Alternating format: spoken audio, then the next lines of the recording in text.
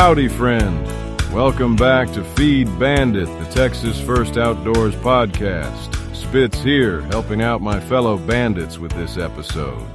As always, my flawed yet fun human hunting partners, either Jimmy or Richard, have edited the contents of this one, so you can rest assured it ain't slop. It's just here to educate and entertain. And if you disagree with anything, hell, just blame it on Jimmy, the least seasoned outdoorsman and entertainer of the two. But I digress.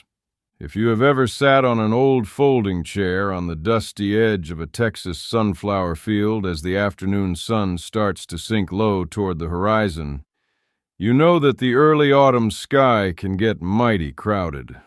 When the September breeze blows across the pastures, thousands of birds take to the air, all at the exact same time. You will see big birds, little birds, fast birds, and lazy gliders all crisscrossing over the mesquite trees. And when a dark shape comes rocketing out of the glaring sunlight toward your hunting spot at 40 miles an hour, you do not have 10 minutes to sit there and read a book about it. You have about 2 seconds, maybe even less, to look up into the sky, identify the bird with absolute total certainty, decide if it is a legal game bird, and make a clean, safe shot. That split-second decision is where a true outdoorsman meets the ultimate responsibility of being an ethical hunter. A lot of folks get nervous when they see different kinds of birds flying together over the same field. They worry about mistaking a mourning dove for a white-winged dove, an invasive Eurasian collared dove, or even worse, a protected songbird like a kestrel, a swallow, or a native rain crow.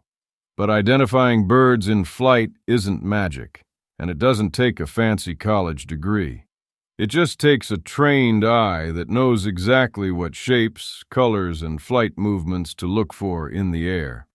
Today we are going to run a full identification masterclass on how to spot and distinguish the mourning dove in flight.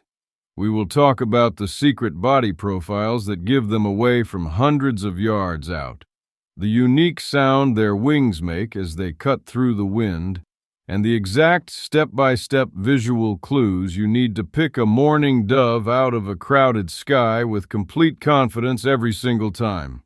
So, pull up a chair, grab a cold drink, and let's get our eyes set on the sky. To master bird identification on the wing, you first have to understand how a mourning dove is built compared to all the other birds that share our Texas pastures. The mourning dove is nature's perfect little fighter jet. Its whole body is designed for high speed, long-distance travel, and quick evasive maneuvers. Every single feather on its body lays down flat and smooth to cut through the air resistance. When a mourning dove flies straight at you, its chest looks narrow and streamlined, tapering down smoothly toward a long, slender body. But the absolute biggest dead giveaway, the number one secret weapon for identification, is the shape of its tail. While many other pasture birds have wide, square tails that look like flat wooden paddles when spread out, the mourning dove has a long, sharply pointed tail that tapers down to a thin, needle-like point. In full flight, that long, pointed tail acts like a rudder on a speedboat, helping the bird make sudden, sharp turns in a fraction of a second. If you see a dark silhouette flying past the treetops and its tail looks like a sharp arrowhead rather than a flat rectangle, your brain should immediately register that you are looking at a classic mourning dove. Let's dive into the technical details and specific field tips you need to separate the mourning dove from all its cousins and sky neighbors. My first big tip for you is to focus on tail profiles and wing-shaped silhouettes under different lighting conditions. When you are looking up into a bright sky, color can be very hard to see because the bird is often backlit by the bright sun, making it look like a plain, dark silhouette. This is why shape is far more reliable than color. A mourning dove has long, narrow, pointed wings that sweep back sharply from its shoulders, paired with that signature pointed tail. Now compare that to a white-winged dove. A white-winged dove is a slightly larger, chunkier bird with a heavier, blockier body. When a white-winged dove spreads its tail to turn or slow down, its tail is wide, blunt, and square across the back edge, looking just like an open hand or a flat fan. On the other hand, if you see an oversized, heavy gray bird with a long, rounded paddle tail that flies in a straight, steady line like a heavy cargo plane, you are looking at an invasive Eurasian collared dove. Collared doves are nearly twice the size of a mourning dove and move much slower through the air.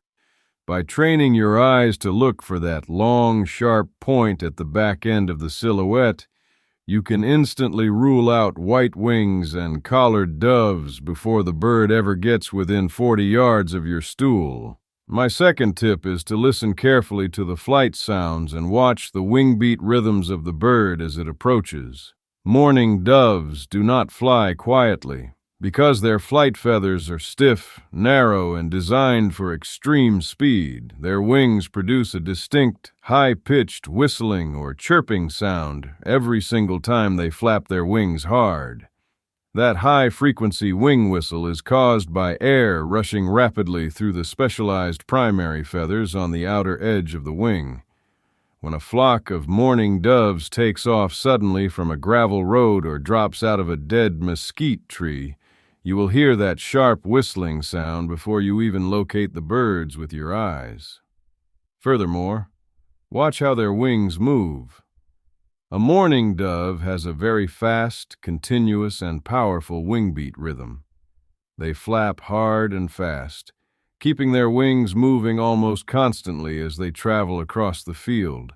If you see a small bird that flaps its wings 3 times and then tucks its wings tight against its body to dip down in a wavy roller coaster flight pattern, that is not a dove. That dipping, bouncing flight rhythm belongs to small songbirds like finches, bluebirds, or meadowlarks. A mourning dove flies on a smooth, flat, straight trajectory, moving with continuous power without those bouncing dips. My third tip is to look for specific color flashes and wing markings when the light hits the side of the bird. When a bird flies past you with the sun at your back, the light will illuminate its feathers and show off its true colors. A mourning dove is a smooth, elegant mix of soft gray, warm tan, and delicate pinkish-brown shades. Its belly is a light, dusty tan color, and its long, pointed tail features bright white outer tips that flash like little white sparks as the tail opens and closes during flight. But pay close attention to the top side of the wings.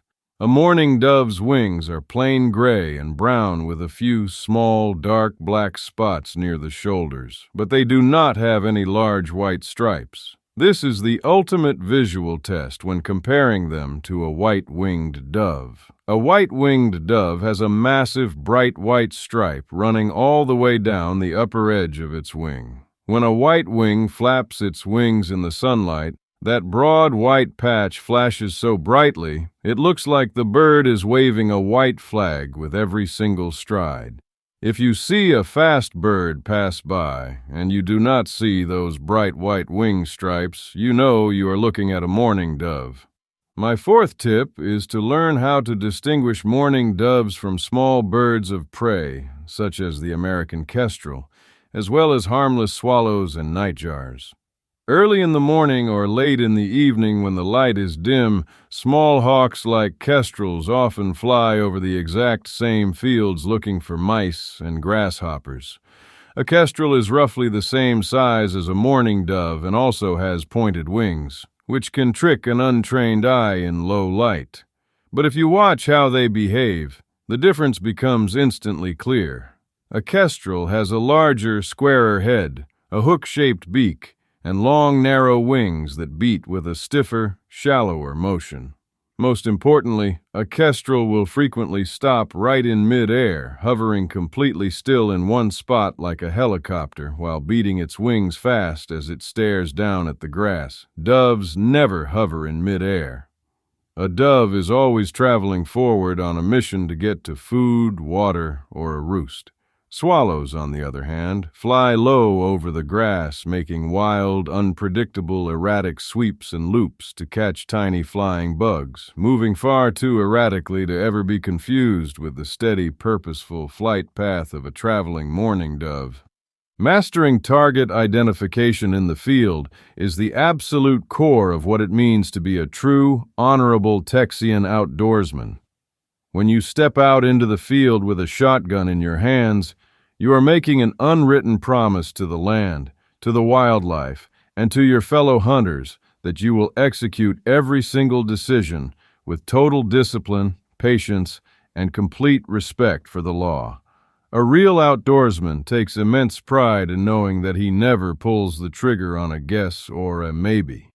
He waits until he is 100% certain of his target, making sure the sky behind the bird is completely clear and safe before taking his shot.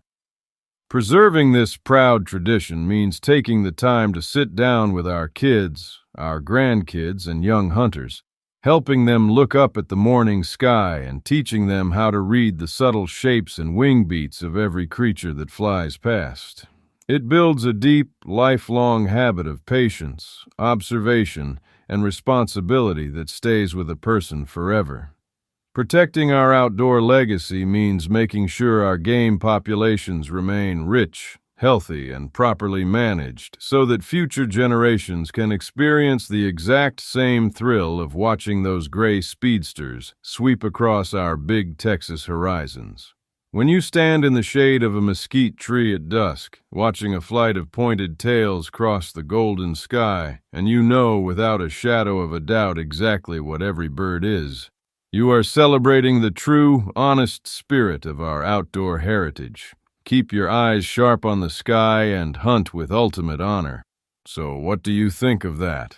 Are we right on target, or did we totally miss the boat on that one? Email us at howdy@feedbandit.com and let us know either way. And don't forget to check us out at feedbandit.com and grab some gear to show off your Texas First Outdoors pride. 10% of every purchase gets donated to Texas-focused outdoors causes. This way, you can help preserve the tradition and protect the legacy of Texas. And remember, always support your local feed store. If you're there for them, they'll be there for you when you need them the most out in the field. Stand tall, fellow Texian. We'll talk soon.